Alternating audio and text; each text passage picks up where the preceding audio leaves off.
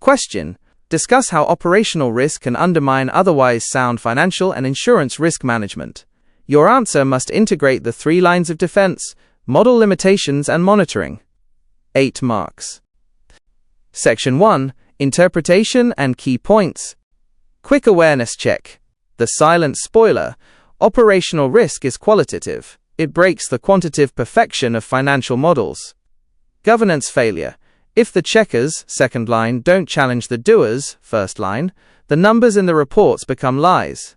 GIGO, garbage in, garbage out. A financial model is only a limitation if the operational data fed into it is wrong. Process versus outcome. You must monitor how the work is done, not just how much money was made. Section 2. Logic breakdown. 1. Foundational dependency. Start with the premise that all financial and insurance risk management relies on operational execution. If the process for collecting data or implementing a trade is flawed, the financial soundness is an illusion. 2. The 3 lines of defense. Governance. First line: if they don't own data quality, risk is created at the source. Second line: if they don't provide robust challenge, they are simply rubber stamping bad data. Third line: if they fail to audit the controls, the board receives false assurance. 3. Model limitations. Most capital models assume perfect execution and accurate data.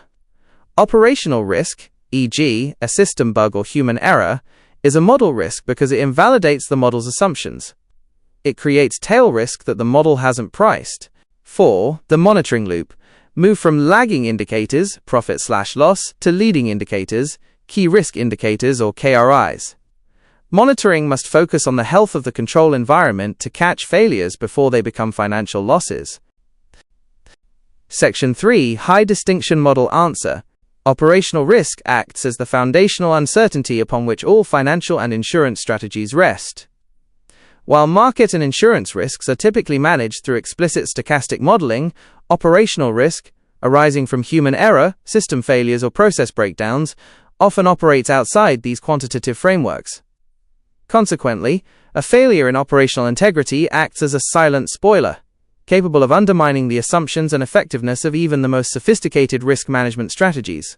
The 3 lines of defense framework is the primary safeguard against this erosion. The first line, business operations, is responsible for the integrity of data and process execution. If the second line, risk and actuarial, fails to provide a robust challenge to these operations, or if the third line, internal audit, provides weak assurance on the control environment, operational blind spots emerge. For example, inadequate data governance. An operational failure directly distorts risk measurement, leading to a garbage in, garbage out (GIGO) scenario, where capital requirements are significantly understated despite the use of complex models. Furthermore, operational risk exposes critical model limitations.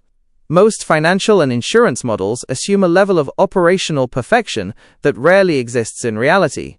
When an operational failure occurs, such as a flawed implementation of a pricing algorithm or a misunderstanding of policy conditions, the resulting model output provides false reassurance to the board.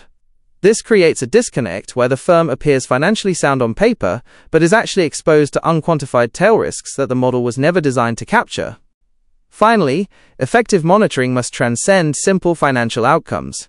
Relying on lagging indicators, such as the quarterly solvency ratio, is inadequate for operational risk management.